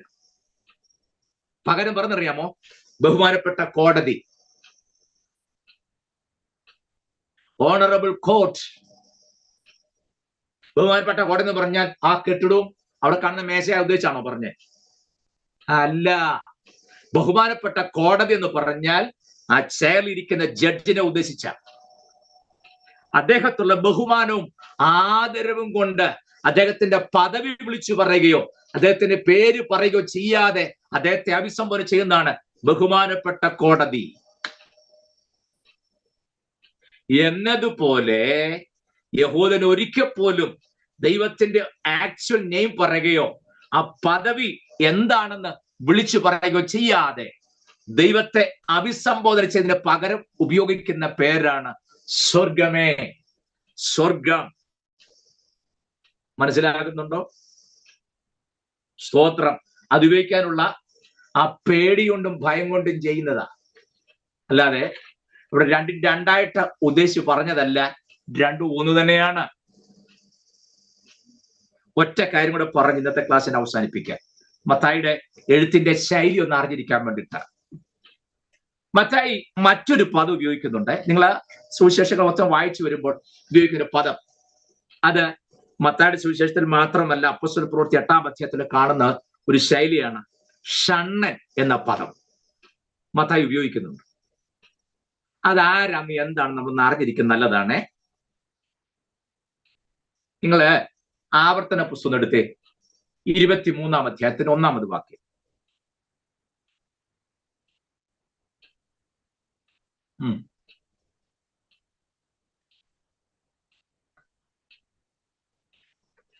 മത്തായിയുടെ സുവിശേഷത്തിലുണ്ട്, 19-ാം അധ്യായത്തിലാണ് എനിക്ക് തോന്നുന്നു.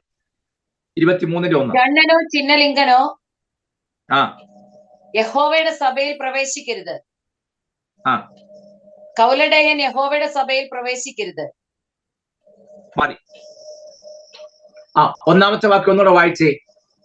ഷണ്ണനോ ചിന്നലിംഗനോ യഹോവയുടെ സഭയിൽ ചിന്നലിംഗനോ പ്രവേശിക്കരുത്. മതി മതി മതി മതി മതി അത്ര മതി. മത്തായി ഇതെങ്ങനെ ഉപയോഗിച്ചെന്നറിയാം. നിങ്ങൾ 19-ാം അധ്യായം എടുത്തേ.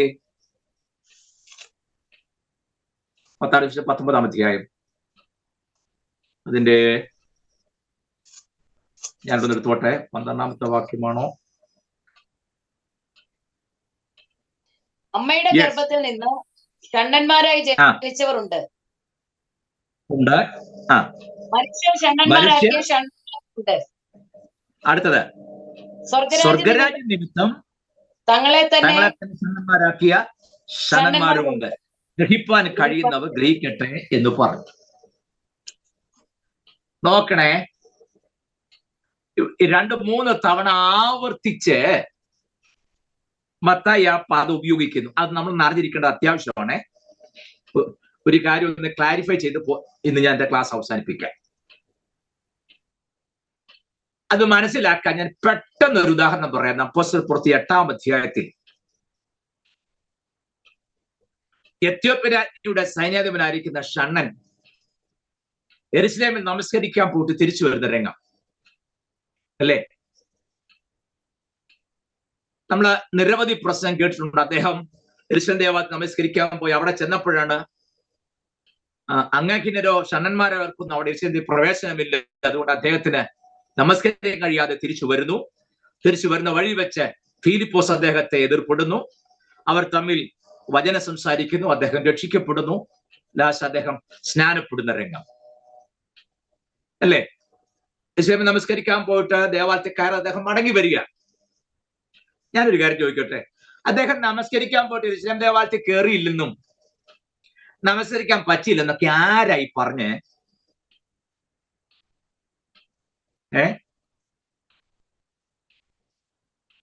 അടിയും ബേളൊന്നും ഉണ്ടാക്കരുത്. ഞാൻ പറഞ്ഞ ശാന്തമായിട്ട് കേട്ടിട്ടേ പറയാം. അദ്ദേഹത്തിന് ദേവാലയത്തിൽ കയറാൻ പറ്റിയില്ല.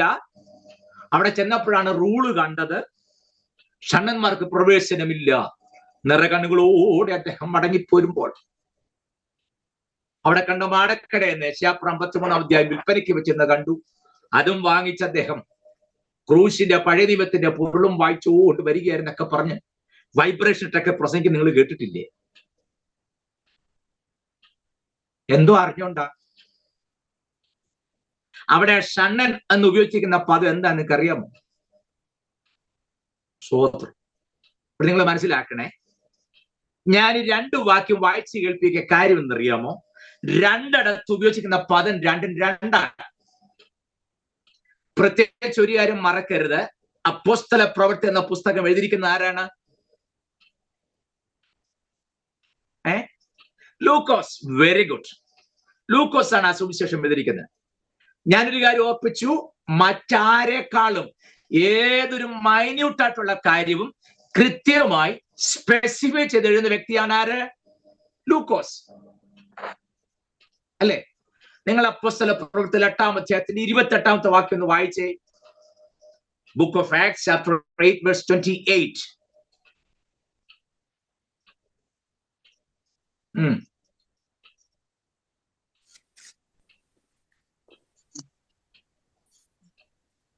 അവൻ യെരൂശലേമിൽ നമസ്കരിപ്പാൻ വന്നിട്ട് മടങ്ങിപ്പോകയിൽ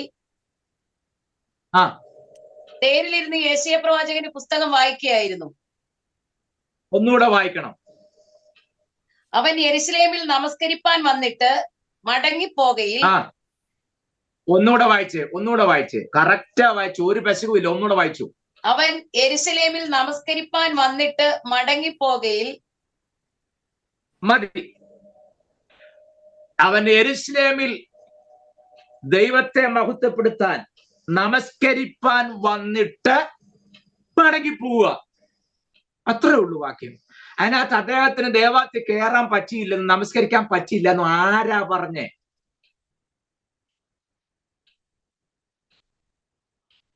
പ്രത്യേകിച്ച് ലൂക്കോസിന്റെ എഴുത്ത്. ഇതൊക്കെ ഞാൻ പറഞ്ഞു, നിങ്ങൾ ശ്രദ്ധിക്കണമെന്ന് പറയാൻ കാര്യം. ഒരു ചെറിയ കാര്യം പോലും കൃത്യമായി എഴുതുന്ന വ്യക്തിയാണ് ആര്? ലൂക്കോസ്. മറ്റു സുവിശേഷകരെല്ലാം കൈ വരണ്ട മനുഷ്യൻ എന്ന് പറയുമ്പോൾ ലൂക്കോസ് എടുത്തു പറഞ്ഞു വലത് കൈ വരണ്ട മനുഷ്യൻ. മറ്റു സുവിശേഷരെല്ലാം ദാസന്റെ കാതറുത്തു എന്ന് പറയുമ്പോൾ ലൂക്കോസ് പറയുന്നു വലത് കാതറുത്തു. മറ്റു സുവിശേഷരെല്ലാം പനി പിടിച്ച് കിടക്കുന്ന പറയുമ്പോൾ ലൂക്കോസ് പറയുന്നു കഠിന ജ്വരം പിടിച്ചു. കണ്ടോ? അത്ര കൃത്യമായിട്ട് എഴുതിയ കക്ഷിയാണ് ലൂക്കോസ്. ഇദ്ദേഹത്തിന് ദേവാലയത്തിൽ കയറാൻ പറ്റിയില്ല എന്നുണ്ടായിരുന്നെങ്കിൽ കൃത്യമായി ആ കാര്യം ലൂക്കോസ് എഴുതിയേനെ. നിങ്ങൾക്ക് യോജിക്കാൻ പറ്റുന്നുണ്ടോ ആ കാര്യം? നിങ്ങൾ ഈ പാകപ്പാടെ ചിന്തിക്കുക, ഷാജി പാസ്റ്റർ എന്താ ഈ പറഞ്ഞു വരുന്നത്? അപ്പൊ ഷണ്ണൻ ദൈവാലയത്തിൽ കയറുന്നാണോ? അങ്ങനെയാണെങ്കിൽ ന്യായപ്രമാണം തെറ്റല്ലേ? ന്യായപ്രമാണത്തിൽ പറഞ്ഞു ഷണ്ണന് കയറാൻ പ്രവേശനമില്ല. അപ്പൊ പിന്നെ ഈ ഷണ്ണൻ എങ്ങനെയാണ് കയറിയത്? പറയാം. ആവർത്തന പുസ്തകം 23:1 ഒന്നുകൂടെ വായിക്കണം. എനിക്ക് ബാക്കി അറിയാഞ്ഞിട്ടല്ല, നിങ്ങൾ എനിക്ക് അവിടെ കൊണ്ടുവന്ന് ഉറപ്പിക്കാൻ വേണ്ടിയിട്ടാ. 23 ഒന്നുകൂടെ വായിച്ച്, പുസ്തകം തുറന്നു വായിച്ച്, എന്നിട്ട് നോട്ട് ബുക്കും പേനായും എടുത്ത് ഞാൻ പറഞ്ഞു എഴുതണം. അതിന് ഷണ്ഡനോ ചിന്നലിംഗനോ യഹോവയുടെ സഭയിൽ പ്രവേശിക്കരുത്. മതി. ആവർത്തന പുസ്തകം 23-ാം അധ്യായത്തിന്റെ 1-ാമത്തെ വാക്യത്തിൽ ഷണ്ണൻ എന്ന് ഉപയോഗിച്ചിരിക്കുന്ന പദം പെറ്റ്സുവ എന്ന പദമാണ്. പെറ്റ്സുവ എന്ന പദം PETZUA. പെറ്റ്സുവ എന്ന എബ്രായ പദത്തിന്റെ അർത്ഥം സെക്സ്വൽ ഓർഗൻ ക്രഷ് ഔട്ട് ചെയ്ത് റീപ്രൊഡക്റ്റീവ് സിസ്റ്റത്തെ നശിപ്പിച്ച് അങ്ങനെ ഒരു പ്രവർത്തിക്ക് വിധേയനായ അധമൻ എന്നുള്ള അർത്ഥത്തില്ല. പണ്ടങ്ങനെ ഒരു സിസ്റ്റം ഉണ്ടായിരുന്നു. അതിനാ, മനസ്സിലാകുന്നുണ്ടോ? അവരെയാണ് ഈ പെറ്റ്സുവ എന്ന പദം കൊണ്ട് അർത്ഥമാക്കുന്നത്. ആ പദമാണ് എബ്രായർ 23:1 ഉപയോഗിച്ചിരിക്കുന്നത്. ഏത്? പെറ്റ്സുവ. ഈ അപ്പോസ്തല പ്രവർത്തനം നമ്മൾ കണ്ട ഷണ്ണം വന്ന് കയറിയല്ലോ, അങ്ങനെ ഷണ്ണന് കയറാൻ പറ്റുമോ? അവിടെ ഉപയോഗിച്ചിരിക്കുന്ന പദം വേറെ, അത് മനസ്സിലാക്കണം. ഇനി 2, അങ്ങനെയുള്ളവർക്ക് കയറാൻ പറ്റുമെന്ന് തെളിവ് തന്നിട്ട് ഞാൻ അങ്ങോട്ട് വരാം. നിങ്ങൾ യെശയ്യാ എടുത്തേ, ബുക്ക് ഓഫ് ഐസ ചാപ്റ്റർ 56:3. യെശയ്യാ 56-ാം അധ്യായത്തിന്റെ 3 മുതലുള്ള വാക്യം വായിച്ചേ. യെശയ്യാ 56:3 മുതൽ. വായിക്കാം, നോ പ്രോബ്ലം. യഹോവയോട് ജാതിക്കാരൻ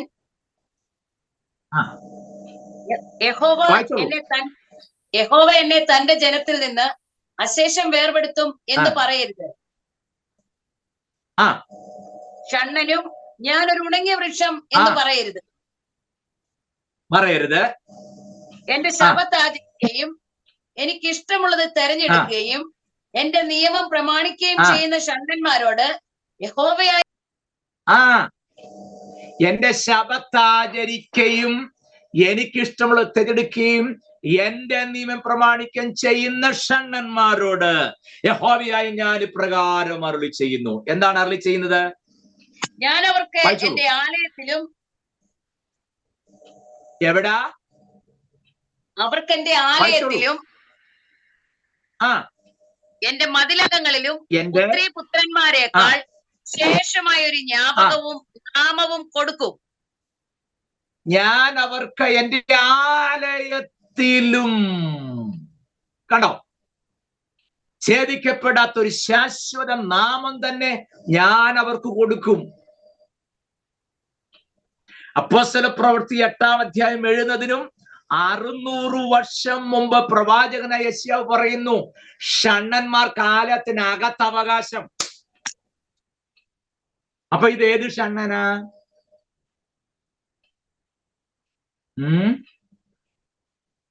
സ്വോത്രം.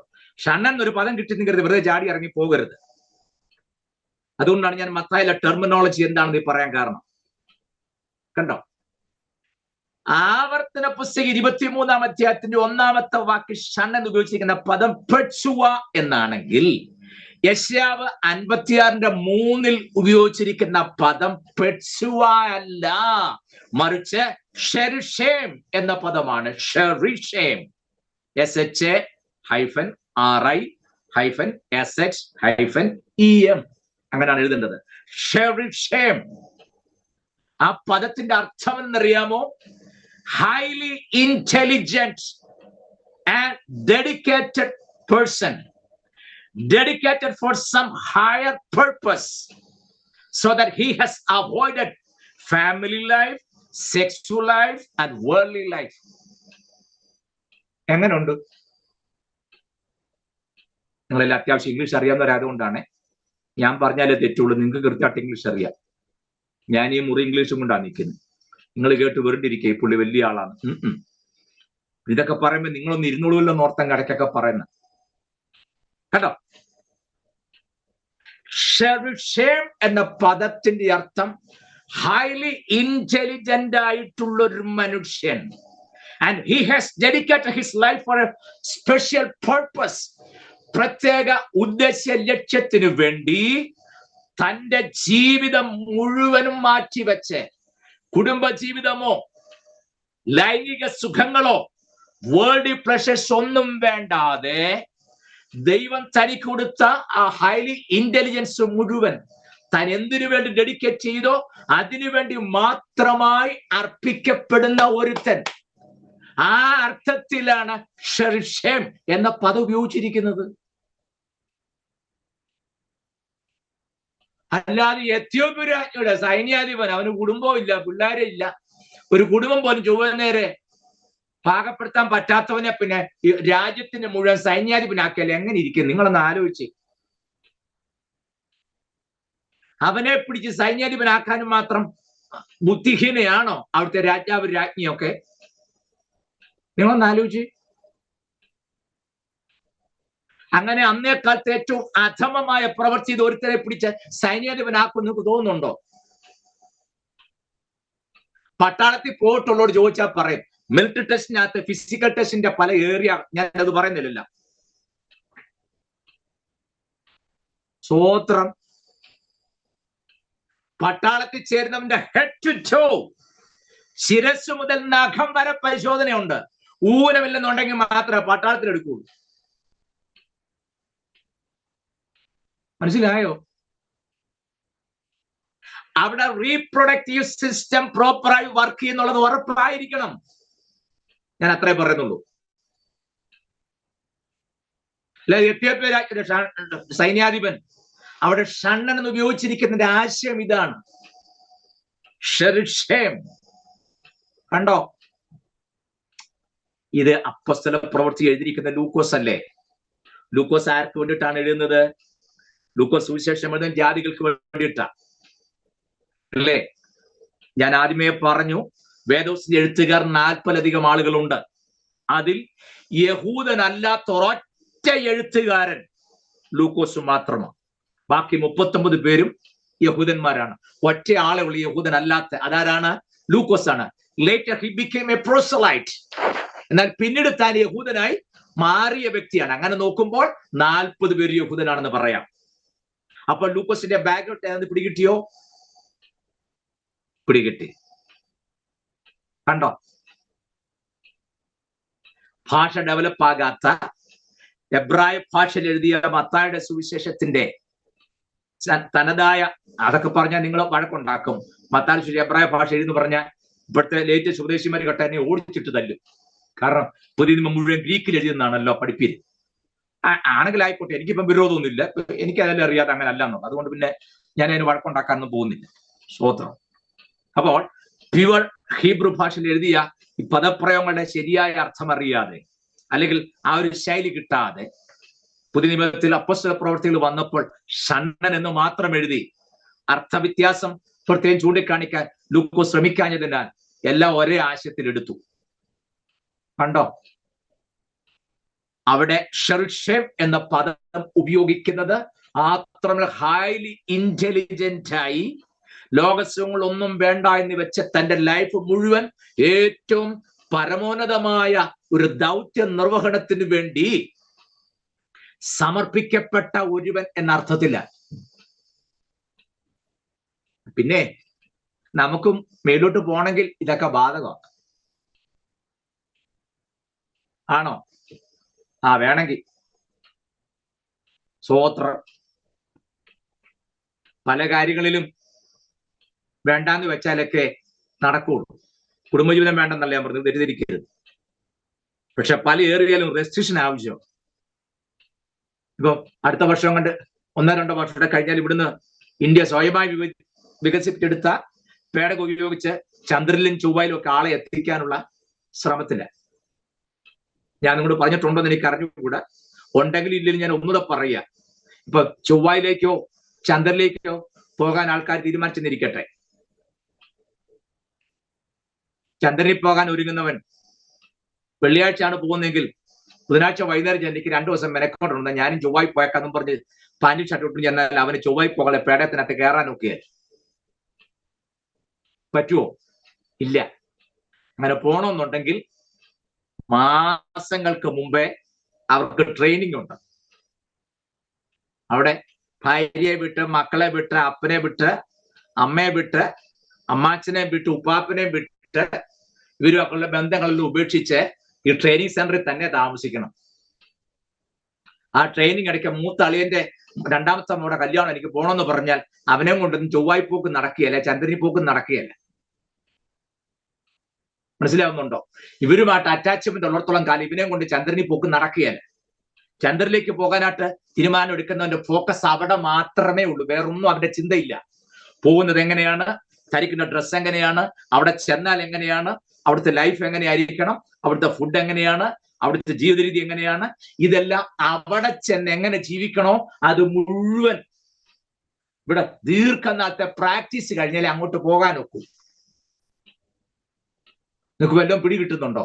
ഞാൻ ചോദിക്കുന്ന ചന്ദ്രൻ വരെ പോകണമെന്നുണ്ടെങ്കിൽ അവിടെ ചെന്ന് എങ്ങനെ ജീവിക്കണം എന്നുള്ളത് ഇവിടെ പ്രാക്ടീസ് ചെയ്യണമെന്നുണ്ടെങ്കിൽ ഈ നക്ഷത്രങ്ങളും ചന്ദ്രനും ആകാശമണ്ഡലങ്ങളും താണ്ടി സ്വർഗത്തിൽ ചെന്ന് അവിടെ താമസിക്കണത് എങ്ങനെയാണെന്ന് ഇവിടെ പ്രാക്ടീസ് ചെയ്യുന്നവനെ അവിടെ ചെന്ന് താമസിക്കാൻ നോക്കൂ. സ്തോത്രം. ഇവിടെ ചെണ്ടപ്പുറത്ത് ഓല് വെക്കുന്നിടത്തെല്ലാം പോയേച്ച് അതിലെല്ലാം നടന്നു വെച്ച കാഹൾ ഊതുമ്പോ ഞാൻ എങ്ങ് പോകും. അവിടെ ചെന്ന് രക്തം ചെയ്യും ഓര് വന്ന് ജീവിക്കാൻ വെച്ചാൽ നടക്കുകയല്ലെന്നാ ഞാൻ പറഞ്ഞേ. ഇവിടെ ലൈഫ് സെറ്റിൽ ചെയ്യാത്തവന്, ഇവിടെ വെൽ ട്രെയിൻഡ് ആകാത്തവന്, ഇവിടെ റെസ്ട്രിക്ഷൻ വെക്കാത്തവന്, ലോകത്തുള്ള അറ്റാച്ച്മെന്റ് മുറിച്ചു കളയാത്ത ഒരുത്തനും അങ്ങോട്ട് പോകാൻ ഒക്കുകയല്ല. മനസ്സിലാകുന്നുണ്ടോ? പണ്ടൊക്കെ നമ്മൾ പാടുന്നൊരു പാട്ടുണ്ടായിരുന്നു, മേഘം പൊങ്ങിക്കാണുന്നേ നിത്യ കൂടാരത്തിൽ ചേരാറാ, മേഘം പൊങ്ങിക്കാണുന്നേ നിത്യ കൂടാരത്തിൽ ചേരാറായി, ആശപാശമാകും കുറ്റികൾ കയറുമായി അറുത്തു നീക്കണം, ആശപാശമാകും കുറ്റികൾ കയറുമായി അറുത്തു നീക്കണം. അങ്ങനാണെങ്കിൽ കണ്ടിടും കണ്ടിടും പ്രിയനെ ഞാൻ കണ്ടിടും, അന്യനല്ല സ്വന്ത കണ്ണാൽ തന്റെ മുഖം കണ്ടിടും, യേശുവേ മണാളനേ പ്രത്യാശയിൻ പ്രദീപമേ, യേശുവേ മണാളനേ പ്രത്യാശയിൻ പ്രദീപമേ. സന്തോഷം കൊണ്ട് അങ്ങ് പാടുകയാണേ. എന്റെ ഓട്ടവും അധ്വാനവും ഞാൻ കാത്തതാം വിശ്വാസവും വ്യർത്ഥമല്ല അതു നിശ്ചയം, വേഗം കാണും എൻ മണാളനെ. ഓ കണ്ടിടും കണ്ടിടും പ്രിയനെ ഞാൻ കണ്ടിടും, അന്യനല്ല സ്വന്ത കണ്ണാൽ തന്റെ മുഖം കണ്ടിടും, യേശുവേ മണാളനെ പ്രത്യാശയിൻ പ്രദീപമേ. സമയം പോയതുകൊണ്ട് ഞാൻ അവസാനിപ്പിക്കുക. എനിക്ക് തൃപ്തിയായിട്ടല്ല, സമയം പോയതുകൊണ്ട് മാത്രം. ഇല്ലെങ്കിൽ ഞാൻ ആ പാട്ട് മുഴുവൻ പാടിയ. മത്തായി നീ എന്തെല്ലാം എങ്ങനെയല്ലേ എഴുതിയാൽ ഞാനൊരു കാര്യം പറയാം. നമുക്ക് പോകണമെന്നുണ്ടെങ്കിൽ, നിത്യത്തിൽ എത്തണമെന്നുണ്ടെങ്കിൽ, അക്കരെ നാട്ടിൽ ചെല്ലണമെന്നുണ്ടെങ്കിൽ ഇവിടുമുള്ള പല ബന്ധങ്ങളും നാം വിച്ഛേദിച്ചേ പറ്റൂ, പല അറ്റാച്ച്മെന്റും കട്ട് ഓഫ് ചെയ്തേ പറ്റൂ, പല ആശ പാശമാകുന്ന കുറ്റികളും അതിനോട് ചേർന്നുള്ള കയറുമായിട്ട് മുറിച്ചു മാറ്റെങ്കിലേ പറ്റൂ. ഇല്ലെങ്കിൽ ഇവിടെ കിടന്ന് കറങ്ങുകയല്ലാതെ അങ്ങോട്ട് പോക്ക് നടക്കുകയല്ല. അതിനുള്ള വഴിമരുന്ന് കൂടെയാണ് മത്തായി നമുക്ക് പറഞ്ഞു നൽകുക. നമ്മുടെ നിത്യത ഉറപ്പാക്കുവാൻ ഈ വചനങ്ങളാൽ ദൈവം നമ്മെ സഹായിക്കണം. ഓർപ്പിച്ച് ഇന്നത്തെ ക്ലാസ് നമ്മൾ അവസാനിപ്പിക്കുന്നു. ദൈവം അനുവദിച്ചാൽ വീണ്ടും നമുക്ക് തിങ്കളാഴ്ച കാണുന്നവരെയും ദൈവം നമ്മെ പരിപാലിക്കട്ടെ. Thank you. God bless you all. Amen.